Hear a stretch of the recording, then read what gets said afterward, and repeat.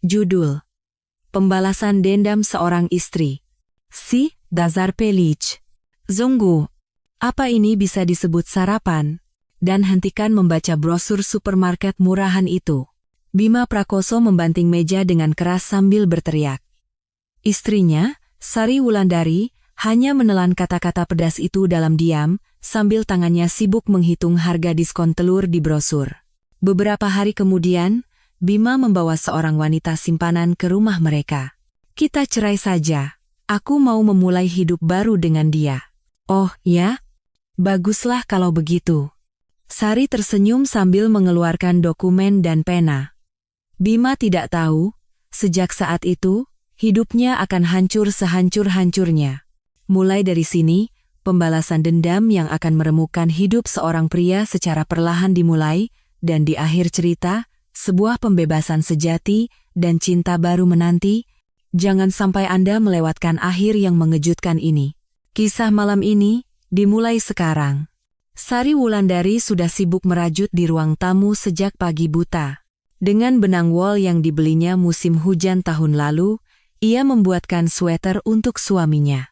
Sambil merajut helai demi helai dengan penuh ketelitian, ia berpikir, musim hujan kali ini, sepertinya tidak perlu beli baju baru. Mas, sarapan sudah siap. Sari membereskan rajutannya dan memanggil suaminya. Bima keluar dari kamar tidur, duduk di meja makan sambil menggerutu. Merajut lagi, setiap hari kerjaanmu cuma itu. Benang wol sisa tahun lalu masih banyak, Mas. Sayang kalau dibuang. Jawab Sari sambil menata meja makan. Hanya ada telur ceplok, sambal terasi, dan sayur sup sisa kemarin yang dihangatkan. Menunya cuma ini? Cuma ini? Bima mengambil sendok sambil mengerutkan kening. Semua orang juga hidup begini, makan saja. Aku benar-benar bisa gila. Suamimu ini kerja keras di kantor, dan lauknya cuma begini? Brak. Bima memukul meja dengan telapak tangannya. Amarah membuncah di dada Sari, tapi ia menahannya. Mengingat 20 tahun lebih kebersamaan mereka. Ia merasa telah melewati masa-masa sulit bersama pria ini, dan tidak bisa begitu saja membuang semua kenangan itu. Iya, maafkan aku. Akhir-akhir ini kondisi ekonomi sedang sulit, jadi aku pikir kita harus berhemat. Kudengar perusahaanmu juga tidak sebagus dulu. Cih, sok tahu kamu soal perusahaanku. Baguslah kamu sadar. Enak ya. Kamu di rumah santai menghabiskan uang hasil kerja kerasku? Suara Bima semakin meninggi. Sari merasakan amarah yang membakar, tapi ia sudah terbiasa dengan rentetan kata-kata suaminya itu, dan memilih untuk diam. Kenapa Mas bicaranya begitu lagi? Lagi? Lagi katamu? Memangnya aku yang mulai? Kamu yang cuma jadi ibu rumah tangga tapi menyiapkan sarapan seadanya seperti ini yang membuatku marah? Bima mendesah kasar, lalu menusuk-nusuk telur ceplok dengan garpunya. Lihat istri orang lain. Anak-anak terurus baik, suami diperhatikan, penampilan juga terjaga. Kamu, apa yang bisa kamu lakukan dengan benar? Muka kusam, baju itu saja bertahun-tahun, aku malu jalan sama kamu. Sari, seolah sudah kebal dengan kata-kata tajam Bima, bangkit dalam diam, pergi ke dapur, dan mengambil brosur supermarket yang didapatnya kemarin. Tanpa berkata apa-apa, ia mengeluarkan kalkulator dan mulai menulis daftar belanjaan sambil menghitung harganya satu persatu.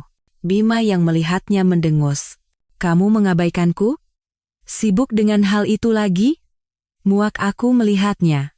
Telur satu papan diskon dari Rp30.000 jadi Rp25.000. Lumayan. Hari ini harus belanja. Ya Tuhan. Pelitnya minta ampun. Cuma karena 5.000 perak. Bima melempar garpunya dengan kesal. Tangan Sari berhenti sejenak. Tanpa mengangkat kepala, ia perlahan membuka mulut. Aku hanya berusaha membantu keuangan keluarga, berhemat sebisa mungkin. Sedangkan kamu, setiap pulang ke rumah hanya bisa menyakiti hati orang. Wah. Sudah berani menjawab ya sekarang? Apa kamu tahu bagaimana perasaanku setiap hari harus pulang ke rumah seperti neraka ini? Saat itu, Setetes air mata mengalir tanpa suara di pipi Sari.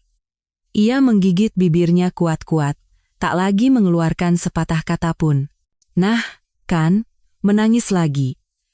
Kalau sudah terpojok, senjatanya ia menangis. Coba dari tadi bilang, maaf, aku akan lebih baik, selesai urusannya. Bikin frustrasi saja. Bima menghela napas kesal untuk terakhir kalinya, lalu bangkit dan pergi meninggalkan meja makan. Setelah suara pintu ditutup terdengar, barulah Sari terduduk lemas di kursi. Ia mencoba menyeka air matanya, tapi kedua pipinya sudah basah. Ia bergumam dalam hati, apakah ini rumah tangga yang aku impikan? Pukul 9 malam, di sebuah bar di pusat kota Jakarta. Setelah pulang kerja, Bima duduk berhadapan dengan Rania sambil minum bir. Rania, dengan kaki disilangkan, gaun mini tanpa lengan, dan jari-jari lentik, menuangkan bir untuknya. Loh, Mas, ada masalah? Kok mukanya kusut? Tanya Rania sambil menyuapkan camilan. Biasa. Kalau ingat rumah, rasanya stres setengah mati. Malas pulang.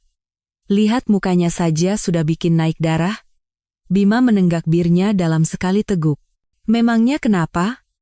Rania mengangkat gelasnya, sedikit memiringkan kepala. Sekarang sudah tidak ada harapan. Badannya makin gemuk, kalau duduk di sebelahnya bau keringat, bikin sesak napas. Kulitnya kusam, rambut lepek, bajunya melar semua. Hah, wah, parah juga ya. Kok bisa sih orang membiarkan dirinya seperti itu? Rania tersenyum sinis sambil menenggak birnya. Tapi kamu beda, Rania. Cantik. Badan bagus, pakaianmu juga modis. Puji Bima sambil menatap tangan Rania. Ah, Mas Bima bisa saja. Rania tersipu. Tapi Mas, sampai kapan kita harus bertemu diam-diam seperti ini? Rania bersandar manja pada Bima. Sialan. Rasanya ingin kuceraikan saja dia. Oh ya, Mas berani? Keren. Wajah Rania tampak penuh harap.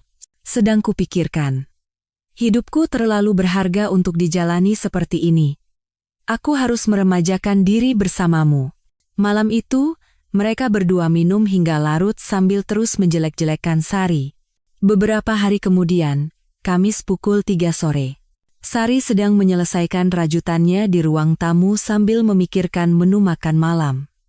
Ia sedang berpikir bagaimana caranya membuat lauk lezat dari bahan-bahan sisa di kulkas. Tiba-tiba terdengar suara pintu depan terbuka. Bima pulang jauh lebih awal dari biasanya. Loh, Mas, tumben pulang cepat? Kata Sari sambil meletakkan jarum rajutnya. Namun, di belakang Bima, seorang wanita ikut masuk. Itu Rania, mengenakan mantel mahal, riasan wajah glamor, dan tatanan rambut yang rapi. Ia tampak jauh lebih muda dari Sari. Wajah Sari seketika mengeras. Ia terpaku, lalu bangkit dari duduknya. Siapa ini? Suaranya rendah, tapi getaran di hatinya terasa. Kita perlu bicara. Duduklah. Ini penting. Kata Bima dengan nada kesal. Bima menjatuhkan dirinya di sofa ruang tamu. Wanita itu mengikutinya dan duduk dengan hati-hati di sebelahnya. Rania tidak berani menatap mata Sari, hanya menunduk dengan bibir terkatup rapat. Tak ada raut penyesalan di wajahnya, malah terkesan dingin seolah sedang mengamati situasi. Sari, seakan berusaha menenangkan kepalanya yang pusing, memejamkan mata sejenak, lalu duduk dengan hati-hati di kursi seberang. Ujung jarinya gemetar, tapi ia berusaha menjaga ekspresinya tetap tenang. Kita cerai. Bima menyilangkan tangannya, bersandar, dan membuka mulut dengan angkuh. Apa maksudmu? Tanya Sari dengan nada tak percaya. Aku bilang, kita cerai. Bima mengulangi kalimatnya yang seperti bom. Sari, seolah sudah menduganya, menatap suaminya tanpa berkedip. Cerai, ya, baiklah. Sudah tidak mungkin kita hidup bersama lagi. Kata Bima sambil diam-diam menggenggam tangan Rania. Rania tetap menunduk, tapi tidak menarik tangannya. Kenapa tiba-tiba? Tidak tiba-tiba, aku sudah memikirkannya sejak lama. Aku mau memulai hidup baru dengan Rania, kata Bima dengan percaya diri. Sari menatap keduanya bergantian tanpa bergerak sedikit pun. Wah, kamu tidak kaget? Bima menunjukkan ekspresi terkejut. Ia mengira istrinya akan menangis atau marah besar. Apa ini hal yang mengejutkan? Melihat kelakuanmu akhir-akhir ini, sudah bisa ditebak, jawab Sari dengan tenang. Kelakuanku apa? Setiap hari pulang larut malam, bau alkohol, ponsel selalu diletakkan terbalik saat tidur. Jelas sekali tanda-tanda perselingkuhan. Lalu kenapa kamu tidak bilang apa-apa? Untuk apa? Aku pikir kamu akan menyelesaikannya sendiri. Sikap tenang Sari membuat Bima semakin geram. Ini semua terjadi karena kamu hidup terlalu hemat, tidak bisa membuat suamimu senang. Teriak Bima. Aku hidup hemat? Pura-pura tidak tahu? Setiap hari merajut, menghitung dengan kalkulator, bajumu itu-itu saja selama bertahun-tahun. Itu karena kamu bilang kondisi perusahaan sedang tidak baik, makanya aku berhemat. Apa itu salah? Kata-kata Sari membuat Bima terdiam. Apa kondisi perusahaan yang buruk itu salahku? Aku tidak pernah bilang itu salahmu, aku hanya bilang karena sulit, makanya aku berhemat. Hah, bicara denganmu memang tidak pernah nyambung. Bima mengacak-acak rambutnya. Pokoknya, aku akan memulai hidup baru dengan Rania. Bagus. Selamat, ya? Kata Sari sambil tersenyum cerah. Selamat? Bima dan Rania terkejut bersamaan. Kalian kan menemukan orang yang cocok. Itu hal yang baik. Reaksi tak terduga Sari membuat keduanya bingung. Lalu bagaimana dengan harta Gonogini? Tanya Sari. Harta? Kamu tidak tahu malu minta pembagian harta? Bima tertawa sinis. Hai, rumah ini atas nama siapa? Namaku. Perusahaan juga perusahaanku. Apa kontribusimu sampai berani bicara soal harta? Memang benar juga. Sari mengangguk. Sikap Sari yang begitu penurut terasa aneh bagi Bima. Kalau begitu, kita sepakat tidak mengganggu harta atas nama masing-masing, ya? Usul Sari. Tentu saja. Hartamu memangnya ada apa?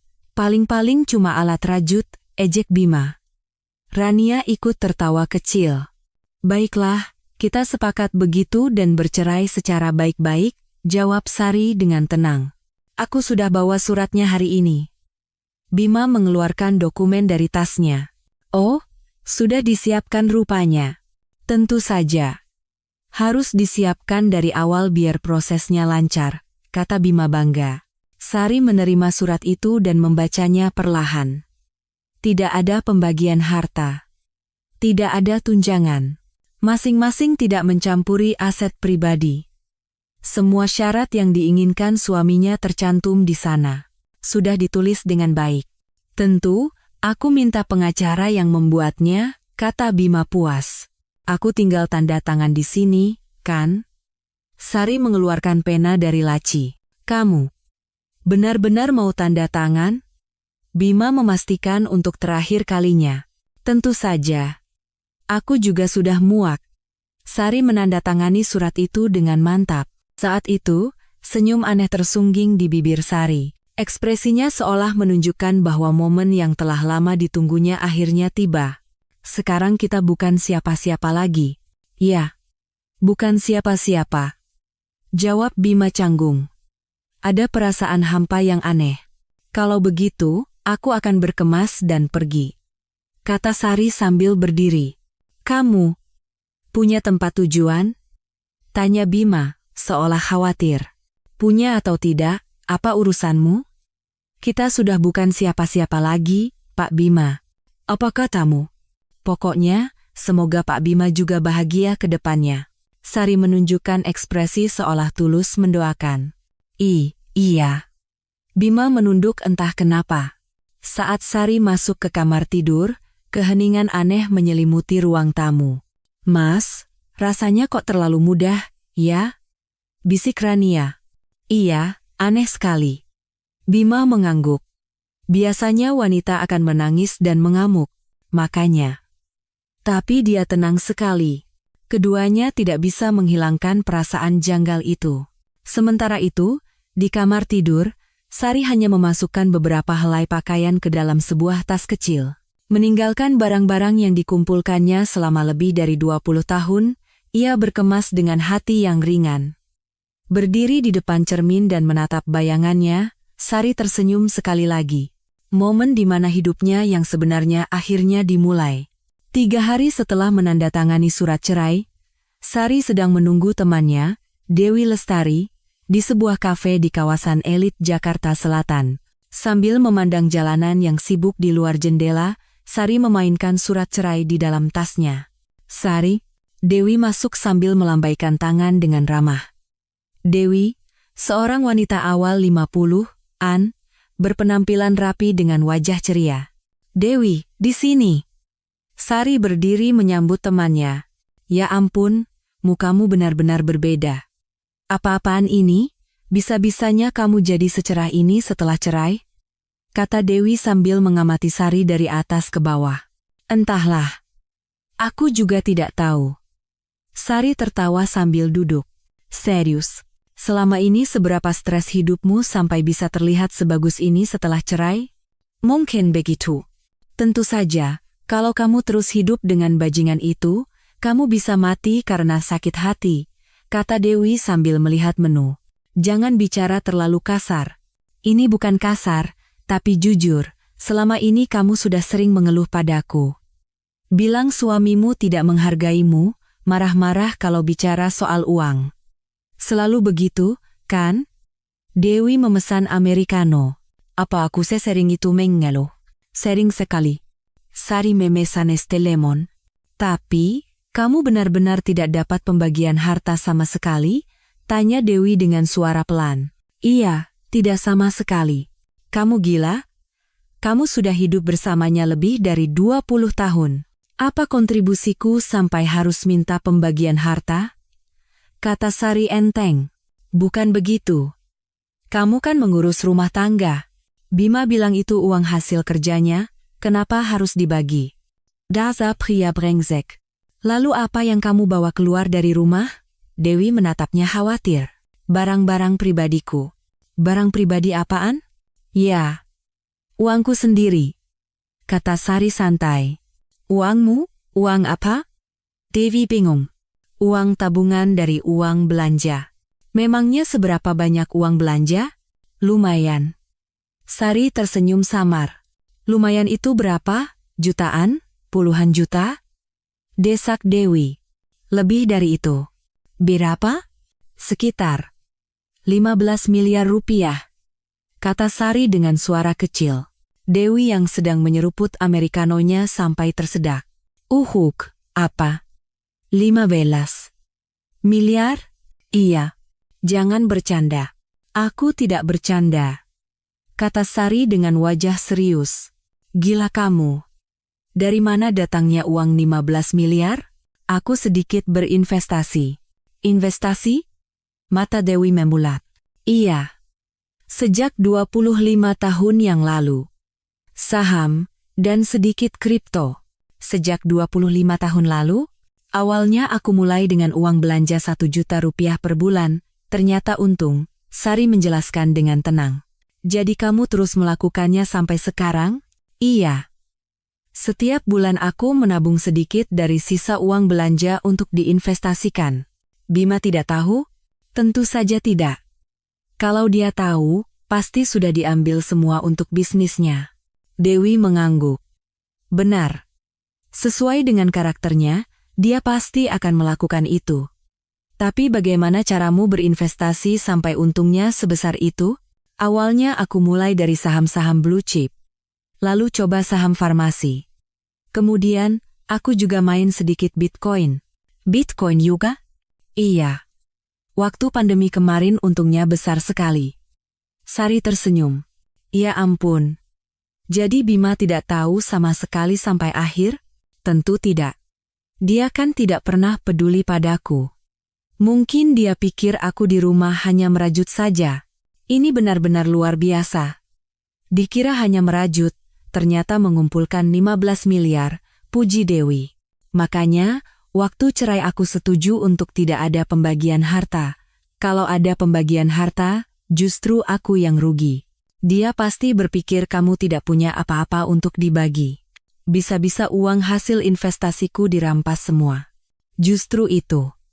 Aku sangat berterima kasih Bima yang lebih dulu minta cerai. Sari mengungkapkan isi hatinya. Pasti dalam hati kamu senang sekali, ya? Tentu saja. Agak sulit kalau aku yang harus minta cerai lebih dulu. Kenapa? Bagaimanapun, kami sudah hidup bersama 25 tahun. Ada perasaan juga. Dewi menggelengkan kepala. Kamu ini terlalu baik. Padahal dia sudah sangat merendahkanmu. Memang benar. Tapi sudahlah, semua sudah berakhir. Pasti lega sekali, ya? Iya, sekarang aku bisa hidup sesuka hatiku. Sari menatap keluar jendela. Aku jadi iri. Kalau suamiku seperti itu, sudah dari dulu aku ceraikan. Apa maksudmu? Kok iri diceraikan? Suamimu kan baik. Tetap saja kadang membosankan. Rutinitasnya itu-itu saja. Dewi menghela napas. Cobalah buat perubahan sepertiku. Mulai sesuatu yang baru. Sari mengangkat cangkir kopinya sambil tersenyum. Saat itu adalah awal dari kehidupannya sendiri yang telah tertekan selama 20 tahun. Keesokan harinya, Sari datang ke kantor pusat sebuah bank besar di kawasan SCBD, Jakarta. Setelah perceraian, ia berencana untuk menata kembali asetnya, membuka rekening baru, dan memeriksa portofolio investasinya. Diantar ke lounge VIP, Sari merasa hatinya jauh lebih ringan. Baik, Ibu. Mohon tunggu sebentar. Petugas kami akan segera melayani Anda. Setelah diantar oleh staf, Sari duduk di sofa yang nyaman. Memandang hiruk-pikuk jalanan Jakarta dari jendela, ia dipenuhi harapan akan kehidupan barunya. Sari? Sebuah suara dari samping membuatnya terkejut dan menoleh. Seorang pria rapi berjas menatapnya dengan ekspresi tidak percaya. Mas Arya. Sari bangkit dengan canggung. Arya Wirawan adalah seniornya di Fakultas Ekonomi, 2 tahun di atasnya. Dan, ia adalah cinta pertama Sari. Benar, ini kamu? Ya ampun, kebetulan sekali kita bertemu di sini. Arya mendekat dengan wajah haru. Mas Arya, kerja di sini? Tanya Sari, masih sedikit gugup. Aku baru saja selesai konsultasi dengan klien. Kamu sendiri, kenapa ada di lounge VIP ini? Arya melihat sekeliling dengan heran. Saya juga ada urusan, Mas. Di lounge VIP? Wah, Sari kita sudah sukses, ya. Mata Arya memancarkan kebanggaan. Bukan begitu, Mas. Mas Arya kerja di sini? Bukan, aku konsultan manajemen aset eksternal. Aku memberikan konsultasi untuk nasabah VIP bank ini. Arya memberikan kartu namanya. Wah, hebat sekali. Sari menerima kartu nama itu. Tertulis Arya Wirawan, Private Banking Specialist. Ngomong-ngomong, kamu, bagaimana pernikahanmu? Tanya Arya hati-hati. Ekspresi Sari seketika menjadi muram. Saya baru saja bercerai, Mas. Oh, begitu? Maaf, aku tidak bermaksud. Arya tampak salah tingkah. Tidak apa-apa. Justru ini hal yang baik. Hal yang baik? Selama 25 tahun, hidup saya sangat sulit. Suara Sari melembut. Wajah Arya menunjukkan simpati. Ia teringat sosok Sari yang ceria dan polos di masa kuliah. Tapi sekarang kamu terlihat baik-baik saja. Ya, sekarang saya akhirnya bebas. Sari tersenyum getir. Bagaimana kalau kita minum kopi? Kalau ada waktu, tawar Arya. Saya sedang menunggu giliran konsultasi, jadi, biar aku bicara dengan petugasnya. Arya mendekati seorang staf, berbicara beberapa patah kata, lalu kembali, aku sudah atur. Kita punya waktu sekitar 1 jam. Yuk, minum kopi dulu. Duduk di kafe lantai 1 bank itu, ada ketegangan aneh di antara mereka. Meski sudah 30 tahun tidak bertemu, mereka bisa saling mengenali dalam sekejap. Sudah lama sekali, ya. Berapa tahun kita tidak bertemu? 30 tahun, Mas. Jawab Sari. 30 tahun. Cepat sekali waktu berlalu. Kata Arya dengan nada sentimental. Mas Arya, sudah menikah? Tanya Sari hati-hati. Sudah. Tapi 10 tahun yang lalu aku juga bercerai. Oh, sekarang aku hidup sendiri. Jawab Arya tenang. Keheningan sejenak menyelimuti mereka. Kenangan masa kuliah kembali menyeruak. Apa kamu masih ingat? Kenapa kita putus waktu itu? Arya membuka percakapan lebih dulu. Jantung Sari mulai berdebar. Tentu saja ingat. Bagaimana mungkin saya bisa lupa? Jah. Suara Arya menghesi. Orang tua Mas tidak setuju dengan saya, kan? Karena latar belakang keluarga kita berbeda. Bodoh sekali aku waktu itu. Arya menunjukkan ekspresi penyesalan. Mau bagaimana lagi, Mas? Dulu, perkataan orang tua itu mutlak, kata Sari seolah mengerti. Setelah dipikir-pikir, aku merasa sangat bodoh. Maafkan aku, seharusnya aku lebih berani. Itu sudah berlalu, Mas. Tidak apa-apa. Sari melambaikan tangannya. Tapi kamu, kenapa sampai bercerai? Tanya Arya dengan tatapan khawatir. Suami saya sangat merendahkan saya. Dia bilang saya pelit, menyuruh saya merawat diri. Suara Sari bergetar, menahan emosi yang terpendam. Dia bilang begitu padamu? Wajah Arya mengeras. Dia juga berselingkuh. Pada akhirnya, dia membawa wanita itu ke rumah dan meminta cerai. Benar-benar bajingan gila. Arya mengepalkan tangannya. Tidak apa-apa, semua sudah berakhir. Justru aku berterima kasih padanya. Berterima kasih, berkat dia, aku bisa bebas. Sari mencoba tersenyum cerah, tapi matanya berkaca-kaca. Arya dengan hati-hati memberikan sapu tangannya. Terima kasih, kata Sari sambil menyeka sudut matanya. Jadi, sekarang apa rencanamu? Belum tahu, Mas. Untuk sekarang, aku hanya ingin hidup bebas. Apa kamu tidak berpikir untuk balas dendam? Tanya Arya setengah bercanda.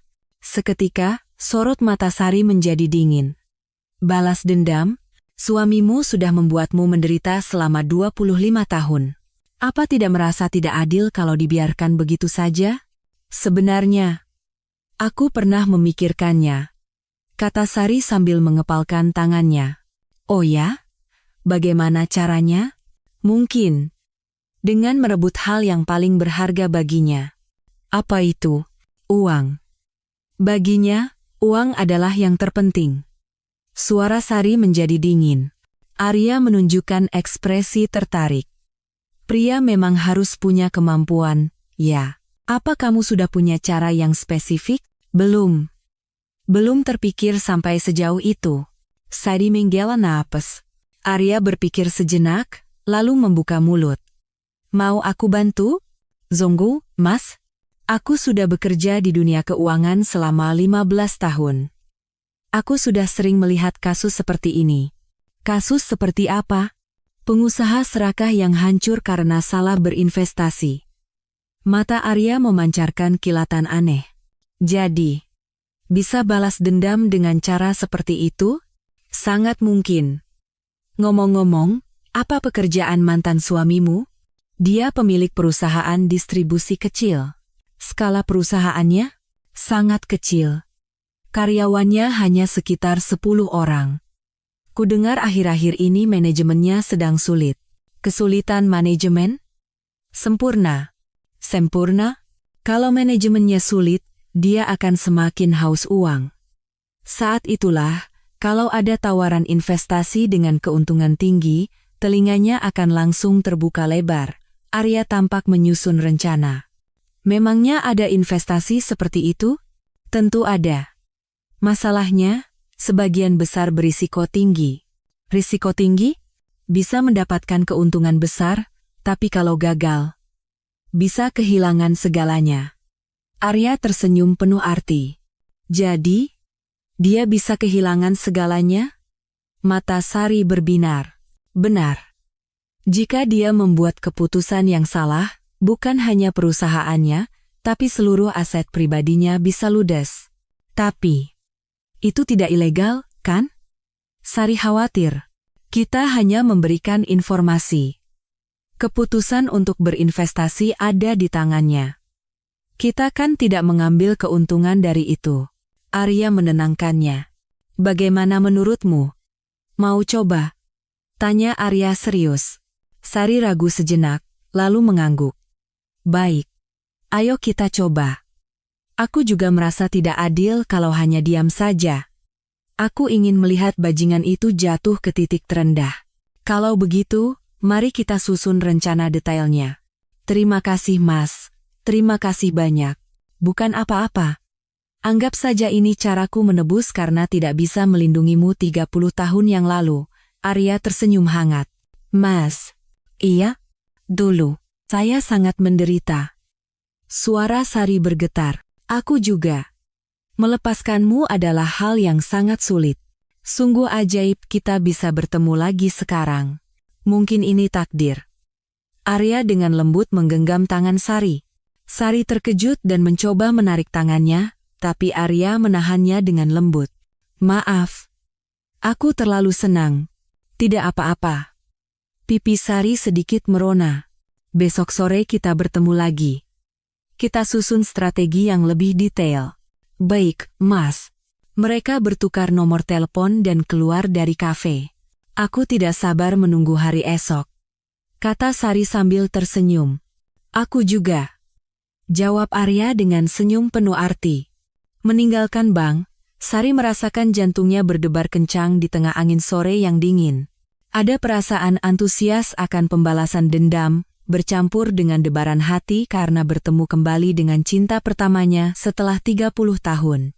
Seminggu kemudian, Sabtu sore, Bima datang ke sebuah klub golf mewah di kawasan Sentul untuk bermain golf dengan kliennya. Stres karena kesulitan manajemen akhir-akhir ini membuatnya ingin mencari penyegaran.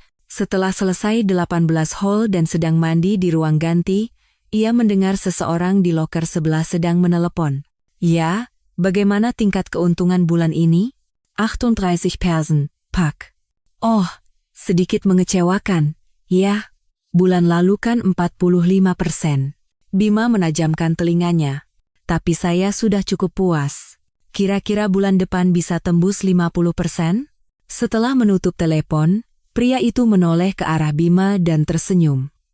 Ah, maaf, apa suara telepon saya terlalu keras? Oh, tidak. Tidak apa-apa. Jawab Bima.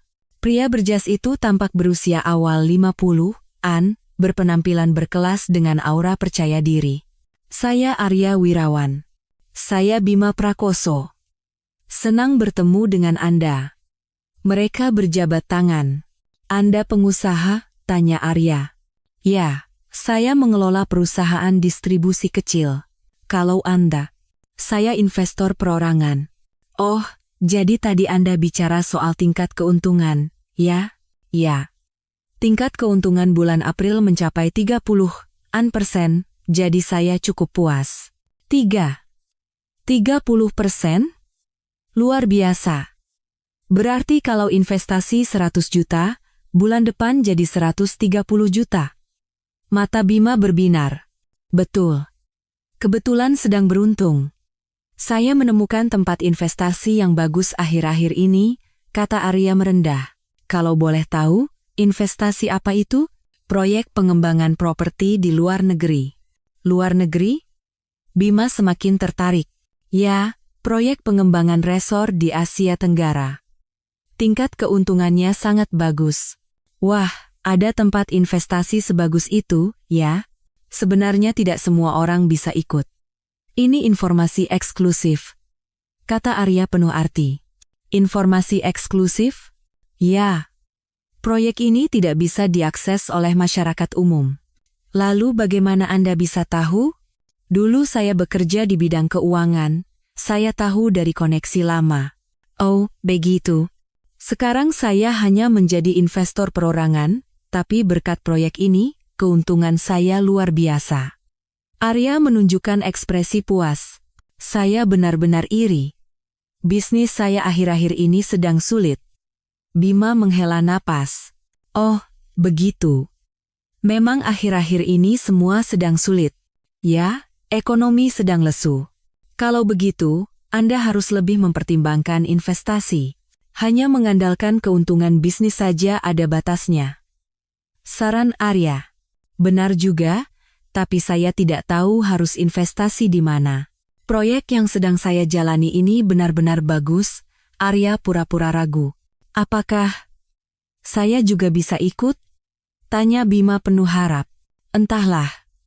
Saya tidak bisa memperkenalkan Anda secara langsung. Kenapa tidak bisa? Posisi saya juga investor. Agak tidak etis kalau saya memperkenalkan orang lain. Arya menunjukkan ekspresi tidak enak. Oh, begitu ya? Bima tampak kecewa. Tapi, kalau Anda benar-benar tertarik. Arya mengeluarkan sebuah brosur dari tasnya. Apa ini? Materi pengenalan proyek saya.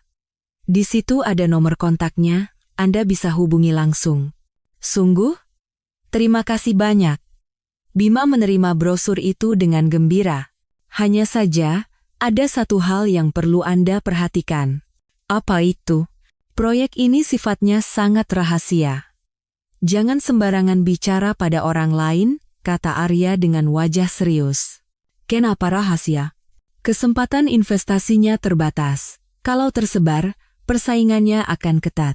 Oh, begitu. Dan ada jumlah investasi minimal. Berapa? Sekitar 1 miliar rupiah. Bima terkejut. 1 miliar? Ya. Baru akan terasa keuntungannya. Agak besar, ya. Betul. Awalnya saya juga merasa berat, tapi sekarang saya merasa itu adalah keputusan yang sangat tepat. Kata Arya sambil tersenyum. Apa tingkat keuntungannya sebagus itu? Setiap bulan memang sedikit berbeda, tapi dalam kasus saya, pernah mencapai lebih dari 45% dalam sebulan. Luar biasa. Hanya keberuntungan. Tapi kalau Anda benar-benar tertarik, hubungi secepatnya. Kenapa? Kesempatan seperti ini tidak datang 2 kali. Perekrutan investor juga terbatas, kata Arya sambil melihat jam tangannya. Baiklah, besok akan saya hubungi. Keputusan yang sangat baik. Arya menunjukkan ekspresi puas.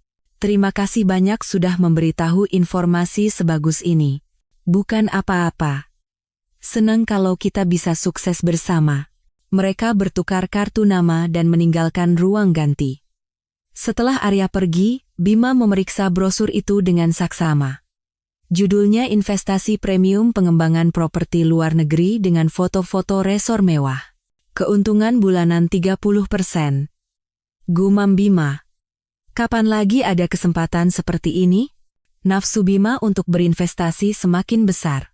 Ini terlihat seperti kesempatan emas untuk menyelesaikan masalah keuangan perusahaannya dan menambah kekayaan pribadinya. Malam itu, Bima bertemu Rania dan menceritakan hal ini. Rania, tadi aku bertemu orang hebat di lapangan golf. Siapa, Mas? Rania menunjukkan minat.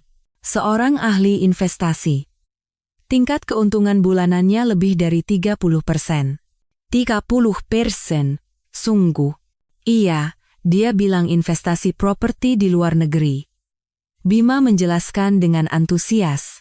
Keuntungannya sebagus itu? Katanya pernah lebih dari 40% juga. Wah, luar biasa. Mata Rania berbinar. Benar, kan? Aku juga kaget. Jadi, Mas mau investasi? Masih ragu. Butuh uang yang cukup besar. Bima menunjukkan brosurnya. Berapa? Minimal 1 miliar. 1 miliar. Tidak sedikit, ya? Kata Rania sambil memeriksa brosur. Aku harus pakai dana perusahaan, agak berisiko. Tapi kalau keuntungannya 30% sebulan, patut dicobakan? Di zaman sekarang, di mana lagi ada kesempatan seperti itu? Rania menghasut Bima. Benar juga. Orang itu memberitahumu karena Mas Bima adalah orang yang bisa mengakses informasi kelas atas, kan? Masuk akal juga. Bima semakin yakin. Aku percaya sama Mas. Insting Mas kan bagus. Kata-kata Rania membuat Bima semakin percaya diri. Baiklah, ayo kita coba. Hidup ini cuma sekali. Oke, ayo kita lakukan. Demi masa depan kita yang bahagia. Rania menunjukkan ekspresi puas. Saat Bima pergi ke toilet, Rania yang duduk sendirian melihat kembali brosur itu. Kemudian, senyum aneh tersungging di bibirnya. "Kena kau." Akhirnya dimulai juga. Gumam Rania dengan suara kecil. Senyum itu menunjukkan kepuasan seolah momen yang telah lama ditunggunya akhirnya tiba. Kilas balik, sebenarnya, awal dari kisah ini adalah 6 bulan yang lalu, saat Sari masih belum bercerai dengan Bima. Sari sedang merajut di ruang tamu sambil menonton sinetron. Bima, seperti biasa, belum pulang, dan tidak memberi kabar. Akhir-akhir ini, suaminya memang semakin sering pulang larut, tapi Sari tidak pernah bertanya. Ting, tong. Bel pintu berbunyi. Sari melihat jam, sudah lewat pukul 9 malam. Siapa? Sari memeriksa interkom, tapi layarnya tidak jelas. Siapa? Ya. Permisi, apa benar ini kediaman Bapak Bima Prakoso? Suara seorang wanita muda. Iya, benar. Anda siapa? Ada yang ingin saya bicarakan sebentar. Malam-malam begini? Urusan apa? Ya? Sari menunjukkan kewaspadaan. Ini masalah yang sangat penting. Mengenai Pak Bima. Suara wanita itu terdengar mendesak. Sari ragu sejenak. Urusan suaminya? Jangan-jangan ada kecelakaan. Tunggu sebentar. Sari membuka pintu. Seorang wanita berusia akhir 30-an berdiri di sana. Pakaiannya rapi dan ia memakai riasan, sangat berbeda dengan Sari. Selamat malam. Saya Rania. Wanita itu memberi salam dengan sopan. Rania? Saya tidak pernah dengar. Apa hubungan Anda dengan suami saya? Tanya Sari dingin. Itu. Agak sulit untuk saya jelaskan secara langsung. Rania tampak ragu. Kalau begitu, silakan pulang. Saya tidak bisa mempersilakan orang yang tidak saya kenal masuk ke rumah malam-malam begini. Sari hendak menutup pintu. Tunggu. Pak Bima. Sedang menjalin hubungan dengan saya? Kata Rania cepat. Tangan Sari berhenti. Apa katamu? Maaf saya datang tiba-tiba seperti ini. Apa maksudnya menjalin hubungan? Suara Sari berubah menjadi dingin. Rania menunduk. Artinya, kami berpacaran. Tapi saya datang ke sini karena ada hal yang sangat penting untuk disampaikan. Bagi Sari, fakta bahwa selingkuhan suaminya datang sendiri ke rumahnya terasa lebih dari sekadar marah, melainkan absurd. Apa? Wanita ini sudah gila? Selingkuhan macam apa yang punya urusan untuk dibicarakan sampai datang ke rumah malam-malam begini? Mau bilang suamimu sudah kurebut, jadi diam saja? Sari menyilangkan tangannya. Bukan. Bukan seperti itu. Sebaiknya kita bicara di dalam. Hah? Selingkuhan mau masuk ke rumah? Kalau mau bicara, di sini saja. Kalau tidak, silakan pergi. Kata Sari tegas. Rania ragu sejenak, lalu mengeluarkan sebuah amplop dari tasnya. Kalau begitu, saya titip ini. Surat? Ya. Semua yang ingin saya katakan tertulis di sini. Rania menyerahkan surat itu pada Sari. Untuk apa? Saya terima ini. Sari menarik tangannya. Saya mohon. Tolong dibaca. Wanita ini main-main, ya? Kalau begitu, saya letakkan di sini. Rania meletakkan surat itu di depan pintu. Bawa pergi, teriak Sari. Anda akan menyesal jika tidak membacanya. Kata Rania penuh arti. Menyesal apa? Semuanya tertulis di surat itu. Rania berbalik. Tunggu, hai, panggil Sari. Tapi Rania sudah menuruni tangga. Sari menatap surat yang tergeletak di depan pintu. Amplop putih dengan tulisan rapi, untuk Ibu Sari Wulandari. Sari mengambil surat itu. Ia memainkannya sejenak, tapi akhirnya rasa penasarannya menang. Ia masuk ke dalam rumah dan merobek amplop itu. Di dalamnya ada surat yang ditulis tangan dengan rapi. Kepada Ibu Sari Wulandari, maaf telah datang secara tiba-tiba. Nama saya Rania, dan saya memiliki hubungan khusus dengan Pak Bima. Mungkin Ibu sudah tahu, Tapi akhir-akhir ini suami ibu menghabiskan banyak waktu dengan saya. Namun, alasan saya menulis surat ini bukan karena itu. Surat itu cukup panjang. Setelah membacanya, Sari duduk termenung untuk waktu yang lama. Perselingkuhan suaminya sudah ia duga, tapi ia tidak pernah menyangka ada latar belakang yang begitu mengejutkan. Keesokan harinya, Sari menelepon Rania. "Halo, apa benar ini dengan Mbak Rania? Saya Sari." "Oh, Ibu. Terima kasih sudah menelepon." Suara Rania terdengar lega. "Saya sudah baca suratnya." "Bagaimana?" "Jujur, saya tidak percaya." "Apa itu semua benar?"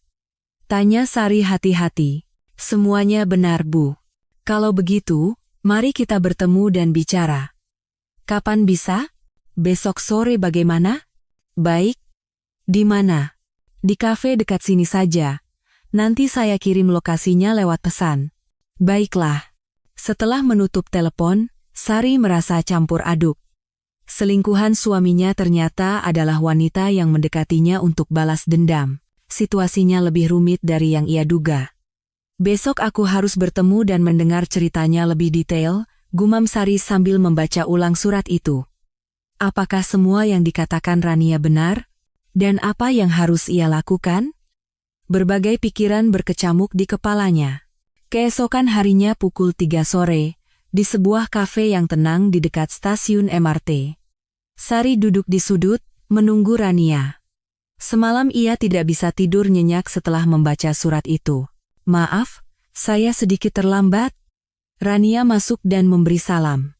Berbeda dari kemarin, pakaiannya lebih kasual, tapi tetap terlihat lebih glamor daripada Sari. "Tidak apa-apa, saya juga baru sampai." Sari menunjuk kursi di seberangnya. Mereka memesan kopi dalam diam, lalu keheningan canggung menyelimuti. "Saya tidak tahu harus mulai dari mana." Rania membuka percakapan. "Apa yang tertulis di surat itu benar? Termasuk soal balas dendam?" tanya Sari langsung. "Semuanya benar, Bu. Si brengsek Bima itu menipu ayah saya." Suara Rania menjadi dingin. "Sekitar 3 tahun lalu. Ayah saya punya pabrik kecil. Bima datang sebagai pemilik perusahaan distribusi, menawarkan kontrak pasokan besar, lalu meminta uang jaminan." Sari mendengarkan dengan wajah serius. Awalnya jumlahnya kecil, tapi lama-lama dia minta lebih banyak. Totalnya sekitar 3 miliar rupiah. Ayah sampai menggadaikan pabrik dan meminjam uang dari teman-temannya. Lalu, ternyata itu penipuan? Ya. Kontraknya palsu, pemasoknya tidak pernah ada. Ayah saya kehilangan segalanya. Pabrik, rumah. Stres karena itu, beliau jatuh sakit dan meninggal 2 tahun lalu. Mata Rania berkaca-kaca. "Tidak lapor polisi?" "Sudah. Tapi katanya bukti tidak cukup, jadi kasusnya ditutup.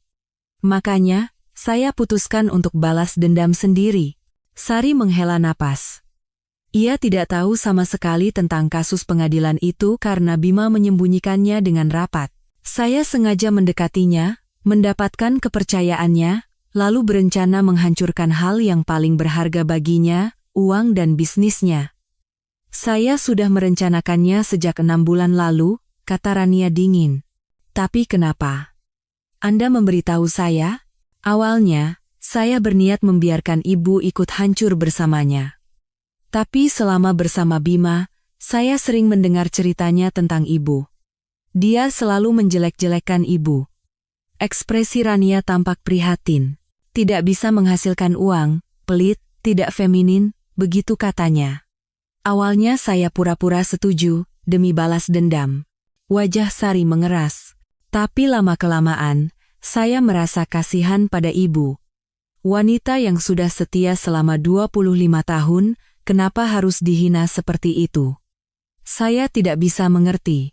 Jadi saya pikir, ibu tidak seharusnya ikut menjadi korban." "Terima kasih," kata Sari pelan. "Karena itu, saya merasa harus memberitahu ibu soal ini." "Soal apa?" Rania mencondongkan tubuhnya. "Saat bercerai, ibu harus mendapatkan pembagian harta yang adil. Rumah, aset perusahaan, Semuanya harus dibagi dua. Walaupun ibu rumah tangga, kontribusi ibu diakui secara hukum untuk mendapatkan setengah dari harta bersama. Setengah, ya. Ambil paksa kalau perlu. Sewa pengacara. Desak Rania. Lalu, bagaimana rencana balas dendam Anda? Tanya Sari. Saya belum punya rencana yang pasti. Sendirian, rasanya ada batasan. Rania tampak bingung. Sari berpikir sejenak, lalu membuka mulut. Sebenarnya, saya juga ingin balas dendam. Saya sudah bersabar selama 25 tahun, sudah cukup.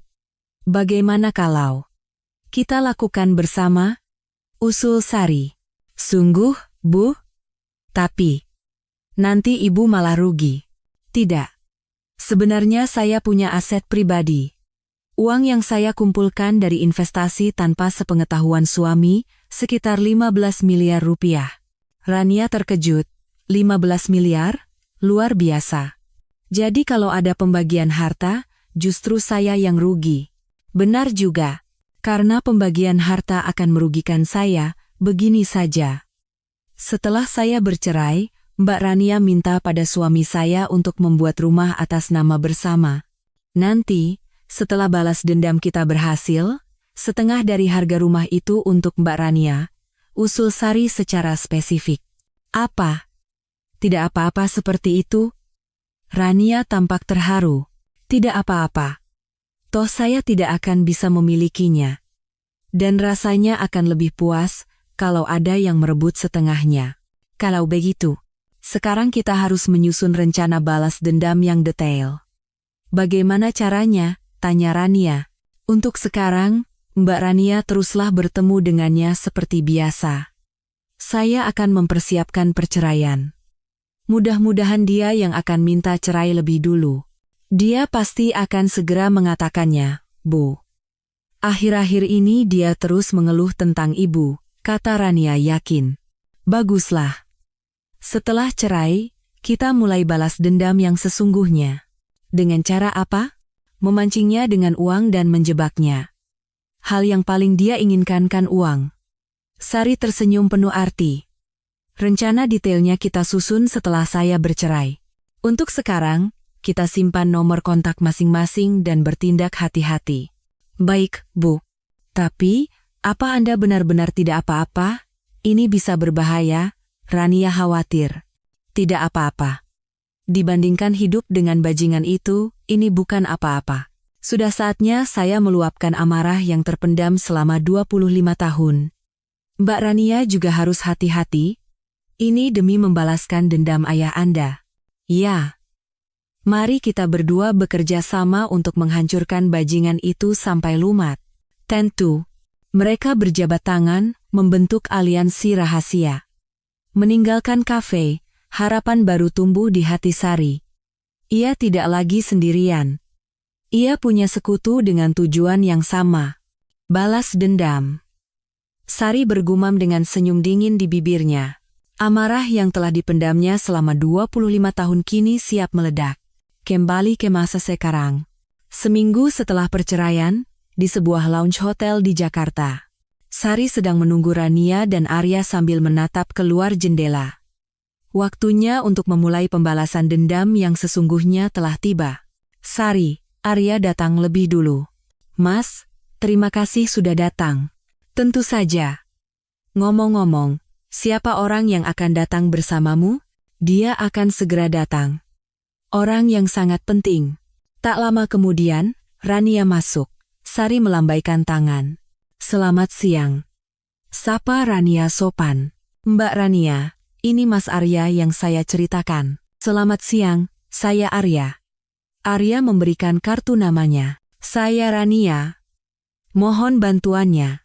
Setelah ketiganya duduk, Sari membuka percakapan. Mas, saya akan jelaskan sedikit tentang Mbak Rania. Ya, silakan. Mbak Rania. Sebenarnya adalah selingkuhan mantan suami saya. Arya tampak terkejut. Selingkuhan? Ya, tapi dia mendekatinya untuk tujuan balas dendam. Sari menjelaskan kisah Rania secara detail, termasuk bagaimana ayahnya ditipu oleh Bima hingga bangkrut dan meninggal karena sakit. Wah, ada kejadian seperti itu. Arya mengangguk dengan wajah serius. Jadi, kami berdua memutuskan untuk balas dendam bersama. Menarik. Lalu, apa rencana spesifik kalian? Tanya Arya. Rencana yang Mas Arya katakan tempo hari.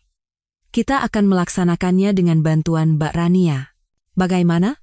Mbak Rania akan mendorongnya dari samping untuk berinvestasi. Rania mengangguk. Bagus. Sari. Aku punya ide yang lebih konkret. Biar ku jelaskan pada Rania. Arya mencondongkan tubuhnya. Proyek ini sebenarnya adalah investasi bodong. Awalnya mereka akan memberikan keuntungan tinggi untuk membuat investor percaya diri. Lalu, mereka akan mendorong investasi yang lebih besar, dan pada akhirnya, semua uang akan hilang. Jadi, sengaja menjebaknya dalam penipuan, ya? Sari memastikan. Betul.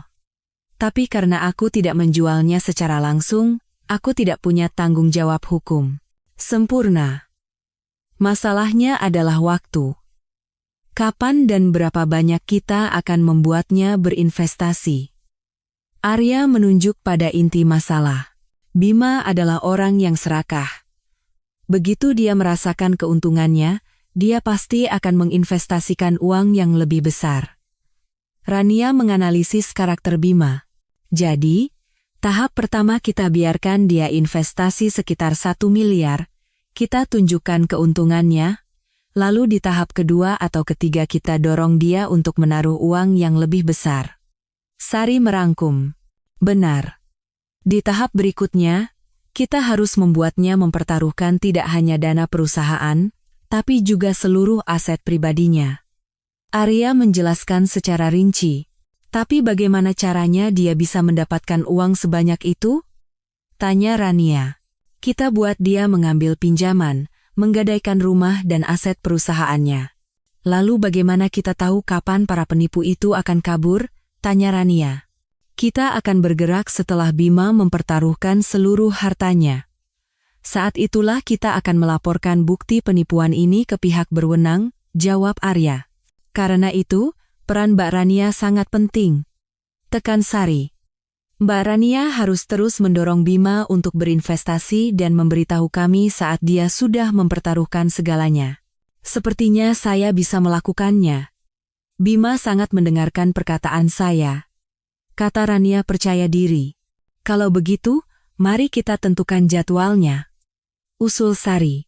Tahap pertama sudah dimulai, jadi sekitar 1 bulan lagi kita tunjukkan keuntungan pertamanya. Arya menyusun rencana. Lalu berapa lama sampai ke tahap kedua? Sekitar 2-3 bulan. Berarti awal tahun depan semuanya akan selesai. Sari menghitung. Betul. Saat itu, Bima akan bangkrut total, kata Arya yakin. Baiklah. Rencana balas dendam kita yang sempurna sudah selesai. Sari menunjukkan ekspresi puas. Pasti berhasil. Kata Arya percaya diri. Kita akan menghancurkan bajingan yang sudah merendahkanku selama 25 tahun dan menghancurkan ayah Mbak Rania. Suara Sari terdengar dingin. Ayah, sebentar lagi putrimu akan membalaskan dendamu. Gumam Rania menatap langit. Ketiganya saling menatap dan tersenyum rahasia. Momen di mana rencana balas dendam yang sempurna dimulai. 2 bulan kemudian, Bima sedang melihat buku tabungannya di kantor sambil tertawa lebar. Investasi pertamanya sebesar 1 miliar rupiah telah kembali menjadi 1,7 miliar rupiah hanya dalam 2 bulan. Rania, ini benar-benar luar biasa. Bima menelepon Rania. Ada apa, Mas? Kok senang sekali? Rania pura-pura tidak tahu. Uang hasil investasinya sudah masuk. Untung 700 juta. Benarkah? Selamat, ya. Rania pura-pura gembira. Sekarang aku yakin, kesempatan seperti ini tidak akan datang 2 kali. Jadi, mau investasi lagi? Tentu saja. Kali ini aku berpikir untuk menaruh jumlah yang lebih besar. Suara Bima penuh dengan keserakahan. Berapa? Sekitar 10 miliar. Hidup ini pertaruhan. 10 miliar? Dari mana uang sebanyak itu? Rania pura-pura kaget. Dana operasional perusahaan dan sisanya pinjam dari bank. Pokoknya semua atau tidak sama sekali. Pinjam dari bank? Tidak berbahaya? Apa yang berbahaya? 2 bulan saja untungnya 70%. Bodoh kalau melewatkan kesempatan ini, kata Bima yakin. Benar juga, sih, kata Mas. Justru aneh kalau tidak pinjam sekarang. Benar, Rania. Sekaranglah kesempatannya. Kalau terlambat, investasinya bisa ditutup. Keesokan harinya, Bima pergi ke bank untuk mengajukan pinjaman. Pak, jumlah pinjamannya cukup besar, kata petugas bank sambil melihat dokumen. Saya akan jaminkan semua yang saya bisa. Kalau dengan jaminan, memang memungkinkan, tapi tidak apa-apa. Saya punya tempat investasi yang pasti, kata Bima percaya diri. Beberapa hari kemudian, Bima bertemu Rania dan memberitahukan bahwa pinjamannya disetujui. Akhirnya aku dapat 10 miliar. Aku sudah kerahkan semua yang kupunya, pinjam sampai batas maksimal, bahkan sampai ke rentenir. Sungguh? Tapi, rentenir? Itu kan tidak ada dalam rencana. Rania menunjukkan ekspresi khawatir. Tidak apa-apa. Beberapa bulan lagi uang itu akan kembali menjadi lebih dari 20 miliar. Kita akan kaya raya bersama. Bima menggenggam tangan Rania. Kalau Mas Bima yakin, aku percaya. Rania pura-pura setuju dengan terpaksa. Ini baru gadisku. Sebentar lagi kita bisa pindah ke rumah baru yang lebih besar. Malam itu, Rania menelepon Arya dari tempat yang sepi. Mas Arya, ini saya. Bima sudah setuju untuk investasi tambahan 10 miliar. Dia bahkan meminjam dari rentenir, mempertaruhkan segalanya. Bagus. Berarti tinggal tahap terakhir, kata Arya puas. Kapan akan kita bongkar? Tunggu sekitar seminggu setelah uangnya masuk, supaya dia tidak bisa menarik uangnya kembali. Baik. Apa perlu saya beritahu Bu Sari? Biar aku yang hubungi dia. Arya segera menelepon Sari. Sari, akhirnya waktunya tiba. Zonggu, Mas, Bima sudah investasi tambahan 10 miliar. Rumahnya juga dijaminkan. Suara Sari menjadi dingin. Sempurna. Berarti sekarang tinggal kita bongkar, ya? Ya. Tunggu seminggu lagi. Baiklah. Akhirnya pembalasan dendam ini selesai. Seminggu kemudian, Sari mengeluarkan dokumen-dokumen yang sudah disiapkannya di rumah. Itu adalah bukti-bukti yang diberikan Arya untuk membuktikan bahwa proyek investasi itu palsu. Sekarang dimulai. Sari mengakses situs web Otoritas Jasa Keuangan, OJK. Di kolom pengaduan anonim, ia mulai menulis laporan secara detail. Pengaduan penipuan investasi terkait proyek pengembangan properti luar negeri. Nama proyek: pengembangan resor premium luar negeri. Modus penipuan: kontrak palsu, perusahaan pengembang fiktif. Sari melampirkan semua bukti yang diberikan Arya: kontrak palsu, data tingkat keuntungan yang dimanipulasi, informasi perusahaan pengembang fiktif. Saat menekan tombol kirim, senyum dingin tersungging di bibir Sari. Keesokan paginya, ponsel Bima berdering keras. Halo, dengan Bapak Bima Prakoso? Ya, benar. Kami dari Otoritas Jasa Keuangan. Oh ya kah? Bima bingung. Terkait proyek properti luar negeri yang Bapak investasikan, kami telah memulai penyelidikan. Penyelidikan? Ada laporan dugaan penipuan. Kami telah meneruskan kasus ini ke pihak kepolisian untuk diusut, mohon kesediaannya untuk memberikan keterangan sebagai korban. Setelah menutup telepon, Bima buru-buru menelepon perusahaan investasi itu. Halo, bagaimana status investasi saya? Kami juga sedang pusing, Pak. Kami tidak menyangka proyek pengembangan luar negeri yang kami tawarkan ternyata penipuan. Mohon maaf, saat ini semua transaksi dibekukan. Dibekukan? Ada penyelidikan dari pihak berwenang, jadi semua rekening dibekukan. Lalu uang saya? Untuk saat ini, Sulit untuk dikembalikan, Pak. Bima menjatuhkan ponselnya. Apa-apaan ini? Malam itu, berita tentang kasus ini muncul di televisi. Sindikat penipuan berkedok investasi properti luar negeri dengan skema Ponzi berhasil dibongkar. Kerugian diperkirakan mencapai ratusan miliar rupiah. Bima duduk di depan televisi dengan tatapan kosong. Beberapa minggu kemudian, telepon datang dari bank. Pak Bima, ini baru bulan pertama pinjaman Anda, tapi cicilannya sudah menunggak. Mohon segera dilunasi. Maaf, saat ini saya. Kalau begitu, kami terpaksa akan memulai proses penyitaan aset yang Anda jaminkan. Jangan bilang akan dilelang. Kalau cicilan bulan pertama saja sudah tidak bisa dibayar, kami tidak punya pilihan lain, Pak. Kepala Bima terasa kosong. Malam itu, ia menelepon Rania. Rania. Mas Bima? Kenapa? Suaramu aneh.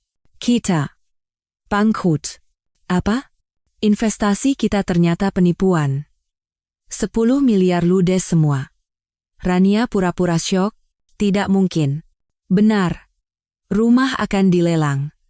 Utangku menumpuk. Suara Bima bergetar.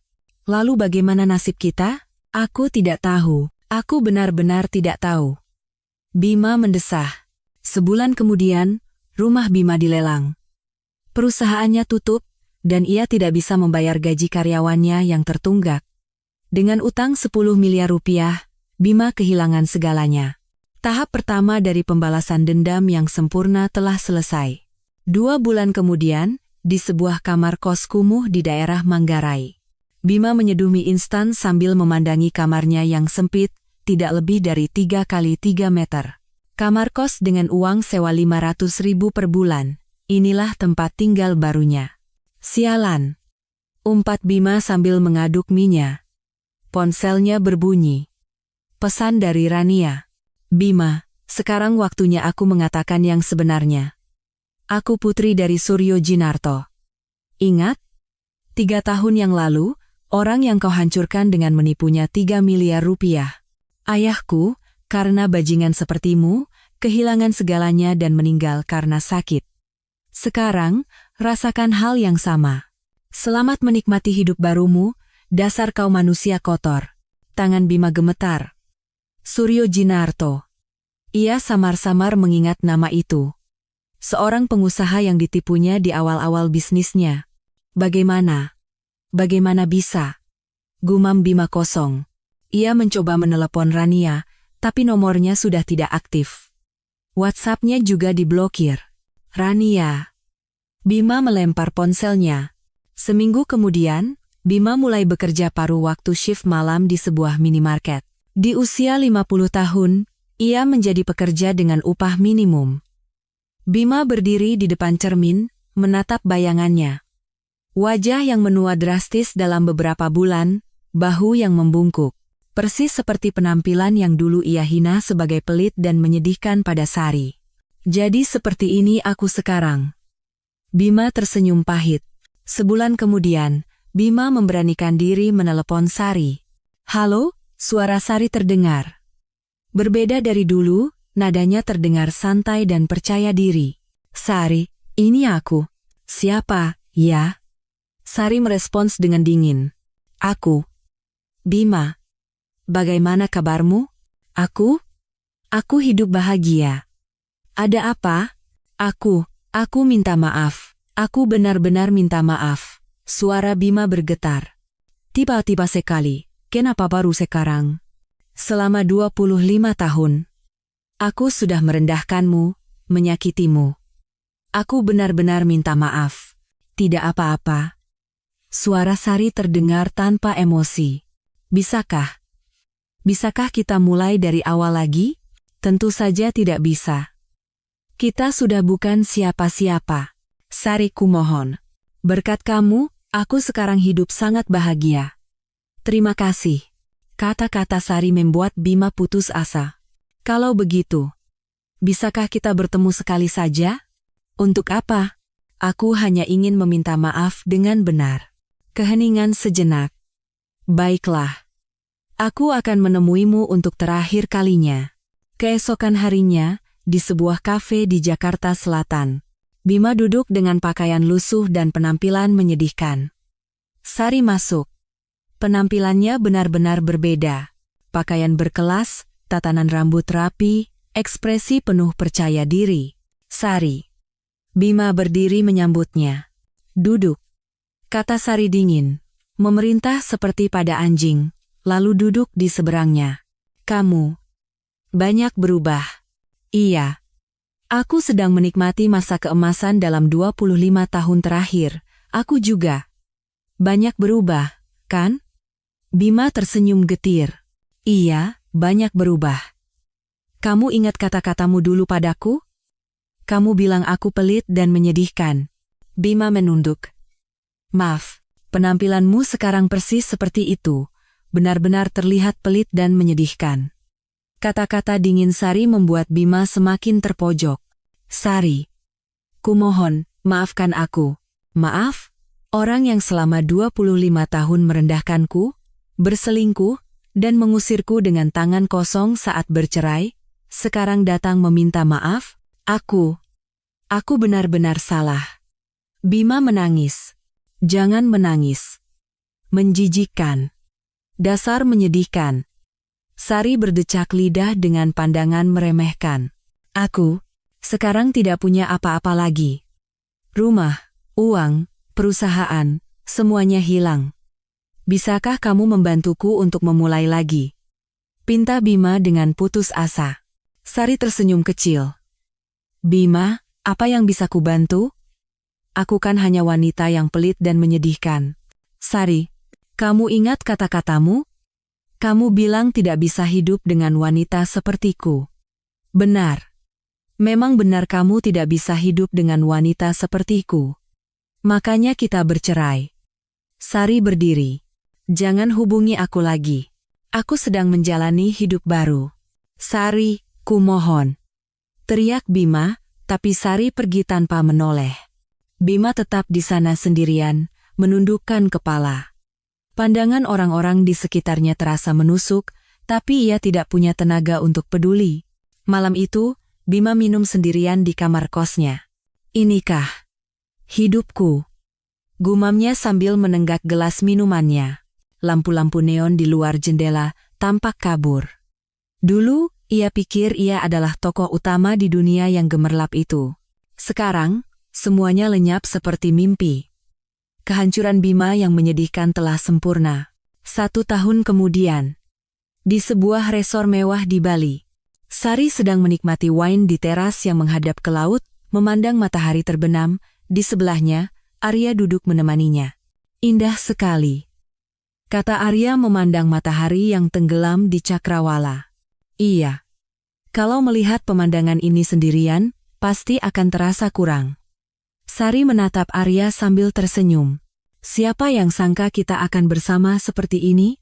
30 tahun yang lalu, tidak pernah terbayangkan.